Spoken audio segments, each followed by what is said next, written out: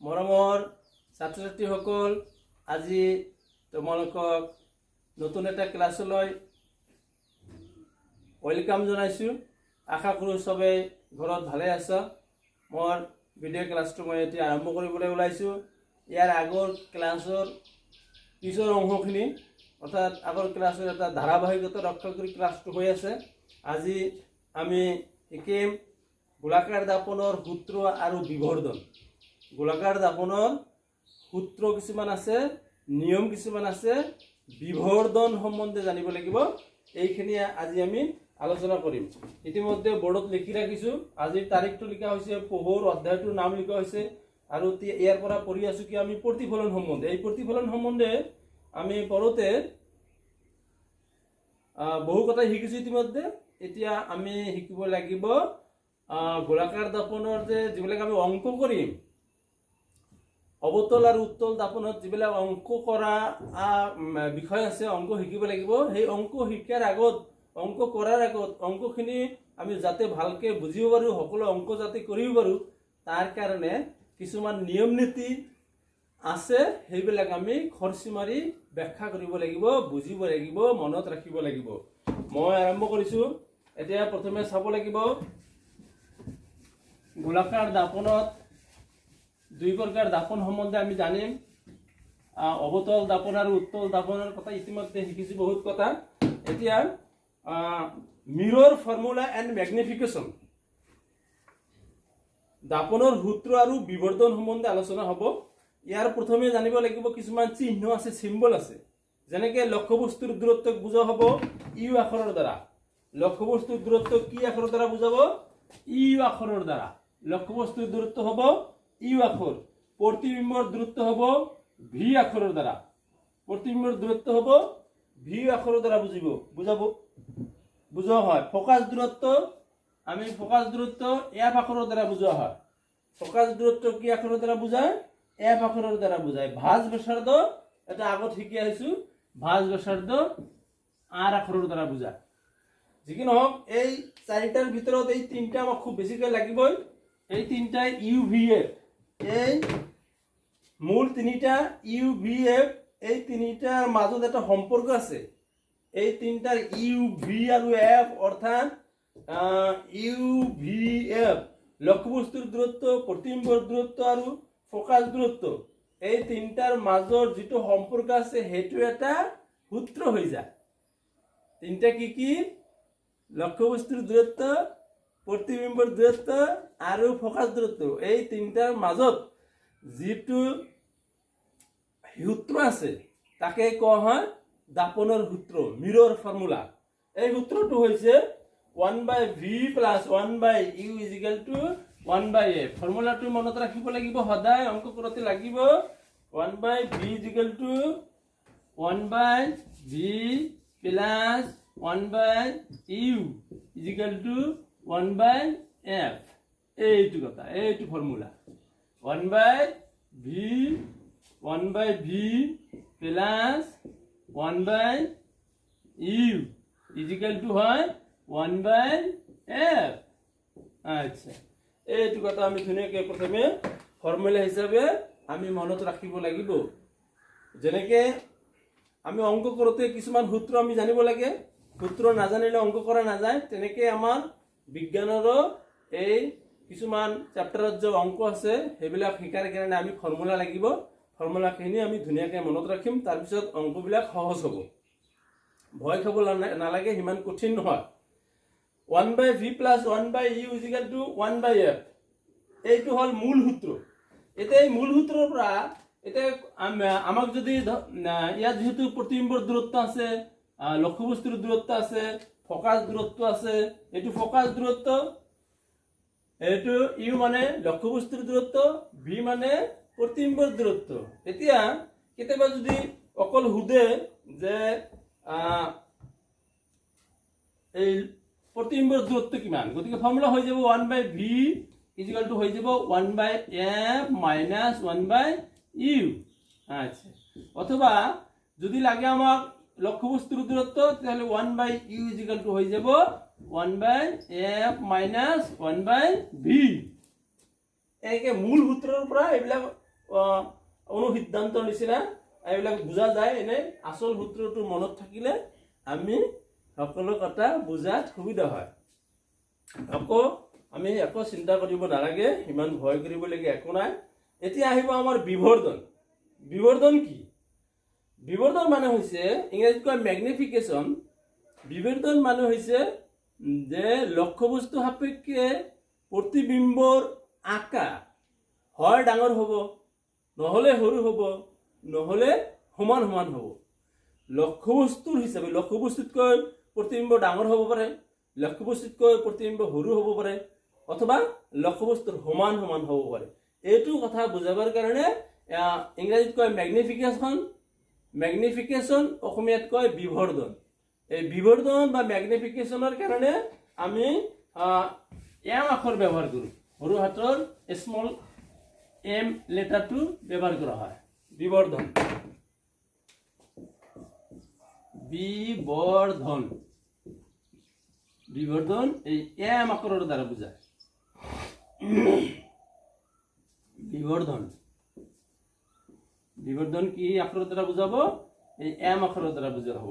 তো বিবৰ্ধন কি মই কৈছো অলপ আগতে যে হয় ডাঙৰ, নহ'লে সৰু, নহ'লে সমান সমান, এই তিনিটা কথা মনত ৰাখিব লাগিব। এইটো এই বিবৰ্ধন এম ইজিকেল টু ফৰ্মুলাটো কিহৰ ওপৰত ভিত্তি কৰি বনোৱা হৈছে আমি বুজিব লাগিব যে প্ৰতিবিম্বৰ উচ্চতা লক্ষ্যবস্তুৰ উচ্চতাৰ অনুপাত। বিবৰ্ধন এম হ'ব লক্ষ্যবস্তুৰ উচ্চতা আৰু প্ৰতিবিম্বৰ উচ্চতাৰ এটা তুলনা বা এটা অনুপাত। গতিকে ফৰ্মুলাটো আহি যায় যে এম ইজিকেল টু, ফৰ্মুলাটো আহি যায় এম ইজিকেল টু লক্ষ্যবস্তুৰ উচ্চতা, লক্ষ্যবস্তুৰ উচ্চতা ধৰিলো এইচ, লক্ষ্যবস্তুৰ উচ্চতা যদি এইচ হয় আৰু প্ৰতিবিম্বৰ উচ্চতা যদি লক্ষ্যবস্তুৰ উচ্চতা যদি এইচ হয় আৰু প্ৰতিবিম্বৰ উচ্চতা যদি এইচ ড্যাশ হয়, প্ৰতিবিম্বৰ উচ্চতা যদি এইচ ড্যাশেৰে বুজোৱা হয় তেতিয়া ফৰ্মুলা হৈ যায় M equal to H dash by H. অৰ্থাৎ ওপৰত থাকে প্ৰতিবিম্বৰ উচ্চতা আৰু তলত থাকে লক্ষ্যবস্তুৰ উচ্চতা। মনত ৰাখিব লাগিব যে এম বিবৰ্ধন, বিবৰ্ধনৰ কাৰণে এম আখৰ বুজোৱা হয়। সেইটো এমৰ দ্বাৰা ফৰ্মুলাটো কি হ'ব? H dash by H. H dash মানে প্ৰতিবিম্বৰ উচ্চতা আৰু এইচ মানে লক্ষ্যবস্তুৰ উচ্চতা। অৰ্থাৎ প্ৰতিবিম্বৰ উচ্চতা ওপৰত থাকে, তলত কি থাকিব? লক্ষ্যবস্তুৰ উচ্চতা। আৰু এটা কথা আছে, আমি প্ৰতিবিম্বৰ আকাৰ আকৃতি বা ম্যাগনিফিকেশ্যন অফ দ্য ইমেজ, প্ৰতিবিম্বৰ বিবৰ্ধন যেনেকে লক্ষ্যবস্তু আৰু প্ৰতিবিম্বৰ উচ্চতাৰ অনুপাতৰ লগত সম্বন্ধ থাকে। আৰু এটা কথা আমি মনত ৰাখিব লাগিব, সেইটো হৈছে লক্ষ্যবস্তুৰ দূৰত্ব আৰু প্ৰতিবিম্বৰ দূৰত্বৰ লগতো ইয়াৰ সম্পৰ্ক আছে। গতিকে ফৰ্মুলাটো আকৌ এনেকে হৈ যায় এম ইজিকেল টু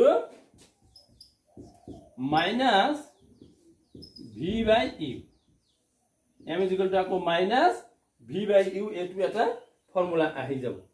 অৰ্থাৎ M equal to H dash by H, অর্থাৎ प्रतिबिंबर उच्चता डिवाइडेड बाय लक्ष्यबस्तुर उच्चता और m equal to v by u अर्थात प्रतिबिंबर दूरत्व डिवाइडेड बाय लक्ष्यबस्तुर दूरत्व। बारे बारे प्रतिबिंबर कथाटो ओपरत आहिছে, গতিকে দুইটা মিলি এটা ফর্মুলা লিখা যাব, দুইটা মিলি এটা সূত্র হৈ যাব।